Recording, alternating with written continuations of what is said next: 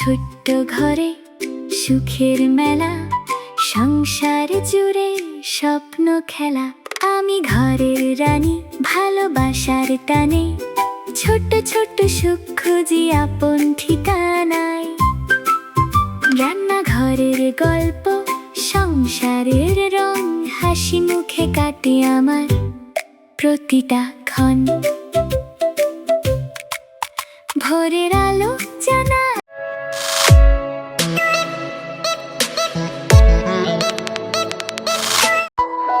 Hello everyone, আসসালামু আলাইকুম। Welcome back to my channel. আমি ফাহমিদা পারভিন উর্মি। আশা করছি যে যেখানে আছেন সবাই অনেক অনেক ভালো আছেন, সুস্থ আছেন। আলহামদুলিল্লাহ, আল্লাহর অশেষ রহমতে আমরাও অনেক ভালো আছি। বরাবরের মতো নতুন আরও একটি ব্লগ নিয়ে হাজির হয়ে গেলাম, আর আশা রাখছি আমার আজকের এই ব্লগটিও আপনাদের কাছে খুব ভালো লাগবে। আমার গত ভিডিওটাতে আপনাদের সাথে শেয়ার করেছিলাম মৌলভীবাজার বার্ড পার্কে গিয়েছিলাম, আর সেখান থেকে সুন্দর এই ইউনিক জিনিসটা কিনে নিয়ে এসেছি। আমরা যেখানেই ঘুরতে যাই চেষ্টা করি ছোটোখাটো কিছু না কিছু কিনে নিয়ে আসার জন্য, তাহলে ওই জায়গার স্মৃতিটা আমার ঘরে থাকে আর আমার কাজেও লাগে, এমন জিনিসই কেনার চেষ্টা করি। সুন্দর এই ক্যালেন্ডারটা আমি 270 টাকা দিয়ে কিনে নিয়ে এসেছি। এক পাশে ক্যালেন্ডার রাখা আছে, আরেক পাশে হচ্ছে কলম রাখার জন্য অনেকটা জায়গা আছে, অনেকগুলো কলমই রাখা যাবে। আমাদের খাটের পাশে যে সাইড ড্রয়ারটা আছে সেখানেই আমি এটা রেখে দিয়েছি। টুকটাক ছোটোখাটো এরকম জিনিস দিয়ে আমার ঘর সাজাতে ভালো লাগে। অনেক দামি হতে হবে জিনিসগুলো, তারপরে ঘর সাজাবো, সেটা আমার কোনো দিনও চাহিদা ছিল না। ছোটোর মধ্যে যদি সুন্দর হয় সেগুলো কিন্তু আমি কিনতে খুবই পছন্দ করি, আর সেগুলো দিয়েই আমি আমার ঘরটাকে সাজিয়েছি। এখন আমার হাতে যে জিনিসগুলো দেখতে পাচ্ছেন অনেকেই হয়তো ভাবছেন এগুলো আসলে কি। তো এগুলো হচ্ছে আমি একটা কাজে ব্যবহার করব সেজন্য নিয়েছি। তো আপনাদেরকে বলেছিলাম বাসার নিচেই যেহেতু টেইলার্স, তো টেইলর ভাইয়া খুবই ভালো, আমি যেটা যেটা বলি উনি সেভাবে বানিয়ে দেন আমাকে সব সময়। তো ওনাকে বলেছিলাম আমাকে এই ধরনের কয়েকটা জিনিস বানিয়ে দেওয়ার জন্য। তো ওনার টেইলার্স থেকে টুকরা কাপড় ছিল, অনেকেই তো কাপড় চোপড় বানায়, তো সেখান থেকে কিছু টুকরা কাপড় দিয়েই আমাকে এইভাবে বানিয়ে দিয়েছে। তো উনি শুধু সেলাইয়ের কাজটা করেছে, আর বেনি করে দিয়েছিলাম আমি, যেহেতু ভাইয়া বেনি করতে পারে না, তো আমি বেনি করে দিয়েছি আর উনি এইভাবে আমাকে সেলাই করে দিয়েছে। এই যে এখন এটাকে আমি পর্দা বাঁধার কাজে ব্যবহার করছি, মূলত এই জন্যই কিন্তু আমার এটা বানানো। বেশ অনেক জায়গায় দেখেছি এভাবে পর্দা বাঁধা থাকলে সুন্দর লাগে দেখতে। আমরা যে হোটেল বা রিসোর্টে যাই সেখানেও কিন্তু এরকম সিস্টেম থাকে। তো আমি সেটাই ভাবছিলাম যে কিভাবে কি করলে দেখতে সুন্দর লাগবে, আবার টাকাও খরচ হবে না। তো ফাইনালি কিন্তু এই বুদ্ধিটা বের করে নিয়েছি, আর ভাইয়াকে দিয়ে বানিয়েও নিয়েছি। তো এখন আমি আমার পর্দাগুলোকেও সুন্দর করে বেঁধে দিচ্ছি, তারপরে আপনাদের সাথে শেয়ার করব দেখতে কেমন হয়েছে। সংসার সাজাতে যে খুব বেশি খরচ করতে হবে, দামি দামি জিনিস কিনতে হবে তেমন কিন্তু না। নিজের মাথা থেকেও কিছু বুদ্ধি বের করে অল্প টাকার মধ্যে অনেক কিছুই করা যায়, যেটা আমি সব সময় আমার সংসারের ক্ষেত্রে ব্যবহার করি। দুই পাশে দুইটা পর্দা বেঁধে দেওয়ার পরে তারপরে ফাইনাল লুকটা আপনাদেরকে শেয়ার করছি। আপনাদের কাছে কেমন লাগলো জানাতে কিন্তু ভুলবেন না। আমাদের কাছে কিন্তু ভীষণ ভালো লাগছিল, আর মনে হচ্ছিল যে এত টাকা খরচ করে কি হবে, এই যে সিম্পল একটা বুদ্ধি বের করলাম, আর এটাতেই কিন্তু ঘরটা খুব সুন্দর লাগছিল। ভাইয়াকে বেশ কয়েকটাই বানিয়ে দিতে বলেছিলাম, উনি সেটাই করেছেন। তো বেডরুমে দুইটা বেঁধে দিয়েছি, এখন আবার ড্রয়িং রুমেও দুইটা বেঁধে দিচ্ছি, আরও দুইটা বাকি থাকলো। তো ওগুলো দেখি ডাইনিংয়ে বা রান্নাঘরেও তো পর্দা দেওয়া আছে, সেখানেও বেঁধে দেওয়ার ইচ্ছা আছে। আপাতত এতটুকুতে দেখলাম কেমন লাগছে। আপুরা কিন্তু সত্যিটা আমাকে কমেন্ট করে জানাবেন আমার এই ছোটোখাটো বুদ্ধিগুলো আপনাদের কাছে কেমন লাগে, আর আমার ঘর সাজানোর ভিডিওগুলো আপনাদের কাছে কেমন লাগে কমেন্ট করে জানাতে ভুলবেন না কিন্তু। সকালে ঘুম থেকে উঠেই আগে নতুন জিনিসগুলো দিয়ে ঘরগুলোকে সাজিয়ে নিয়েছি একের পর এক।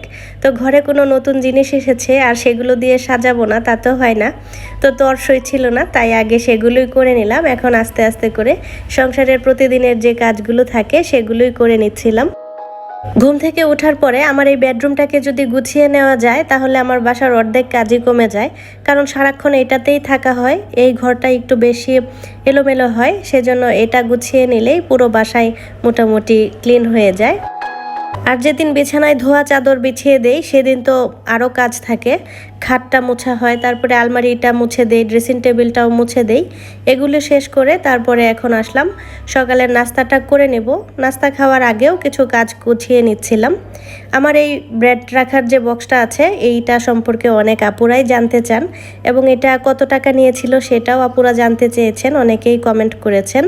তো এটা মনে হয় আমি 200 কি 250 টাকা দিয়ে কিনেছিলাম বেশ অনেক বছর আগেই। তো যখন ব্রেড নিয়ে আসা হয় বা বন নিয়ে আসা হয় তখন কিন্তু এটা ব্যবহার করা হয়। এই যে আজকে সুন্দর করে বনগুলো রেখে তারপরে আমি ঢাকনাটা দিয়ে ঢেকে দিচ্ছি। আর এটা এয়ারটাইট হওয়াতে কিন্তু খুবই সুবিধা হয়েছে, জিনিসগুলো খুব ভালো থাকে।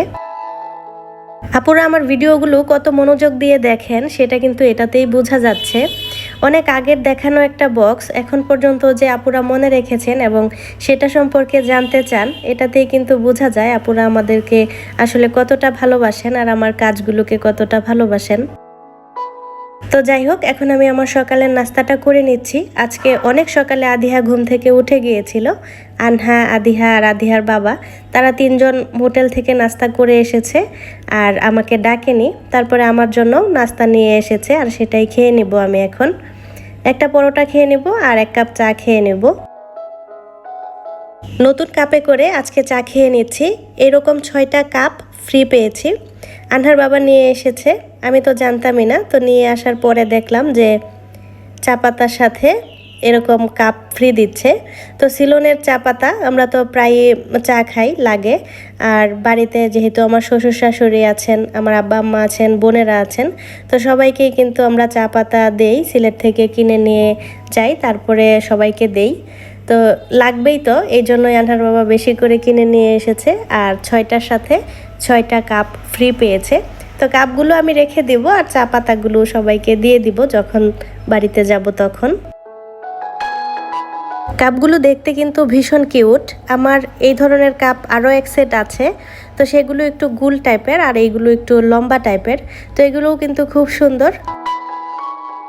আমার এই কাঠের ওভেন র্যাকটাতে আমি কিন্তু সবগুলো কাচের কাপ, গ্লাস এগুলোই রেখেছি। তো আরও এক সেট যোগ হলো, সেগুলো সুন্দর করে সাজিয়ে রেখে দিলাম। তারপরে আসলাম কাপড়গুলো ওয়াশিং মেশিনে দিয়ে দিব, ধোয়া হয়ে যাবে। বেশ কয়েকদিন ধরেই চাদরটা বিছানায় বিছানো ছিল, সেটাকেও দিয়ে দিয়েছি। এছাড়াও আমাদের রেগুলার পরার কিছু ড্রেসও ছিল, সেগুলোও দিয়ে দিলাম। মাঝে মাঝে ওয়াশিং মেশিন যখন চালাই তখন বাসায় পরার কাপড়গুলোও দিয়ে দেই, কেননা মেশিনটা যেহেতু আমার 9 কেজির, তো একটু বেশি পরিমাণে কাপড় দিলে একসাথেই ধোয়া হয়ে যায়, সেজন্য দিয়ে দিচ্ছিলাম।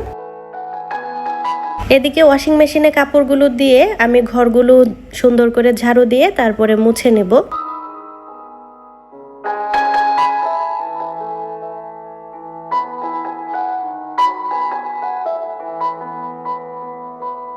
বেশ কয়েক বছর আগে ওয়াশিং মেশিনে কাপড় ধোয়ার সময় রিন লিকুইডটাই ব্যবহার করতাম। তো মাঝখানে কেন যেন বাদ দিয়ে দিয়েছিলাম, ডিটারজেন্ট ব্যবহার করেছি। এখন আবার নতুন করে রিন লিকুইডটাই ব্যবহার করছি। আর এটা দিয়ে কাপড় ধোয়ার পরে কিন্তু খুব সুন্দর ঘ্রাণ বের হয় কাপড় থেকে। মেশিন থেকে কাপড় বের করাটা কিন্তু আমার খুবই ভালো লাগে, কারণ কাপড়গুলো দেখলে তখন মনটাই ভালো হয়ে যায়। এক ফোঁটাও পানি থাকে না, শুধু 4 তলায় নিয়ে গিয়ে নেড়ে দেই আর বিকালের মধ্যেই কাপড়গুলো শুকিয়ে যায়। আজকে সংসারের অন্যান্য কাজগুলো একটু বেশি সময় নিয়েই করতে পেরেছি, কারণ দুপুরে রান্নাবান্নার ঝামেলা ছিল না। আপনাদেরকে তো বলতে ভুলেই গিয়েছি, আমার মেজ বোনের ছেলে এসএসসি পরীক্ষা দিয়েছিল আর খুব ভালোভাবে পাশ করেছে। সেই খুশিতে আমার বোন আমাদেরকে টাকা পাঠিয়ে দিয়েছে। আপু বলেছিল আমরা যেন সবাই মিষ্টি কিনে খাই, কিন্তু বাচ্চারা তো মিষ্টি খুব একটা পছন্দ করে না, সেজন্য ভাবলাম যেহেতু বাচ্চারা বিরিয়ানিটা খুব পছন্দ করে তাহলে বিরিয়ানি পার্টি হয়ে যাক। দুপুরবেলাটা রান্নাবান্নার ঝামেলাও করতে হবে না, আমারও ঝামেলা কমে গেল আর বাচ্চারাও এদিকে খুশি হলো। তো সবাই মিলে আমরা মজা করে বিরিয়ানি খেয়ে নিয়েছিলাম দুপুরবেলা। আর সুন্দর এই মুহূর্ত থেকে আজকের মতো আপনাদের কাছ থেকেও বিদায় নিয়ে নিচ্ছি। সবাই অনেক অনেক ভালো থাকবেন, সুস্থ থাকবেন। আবারও দেখা হবে একদিন পর। আজকের মতো আল্লাহ হাফেজ, আসসালামু আলাইকুম।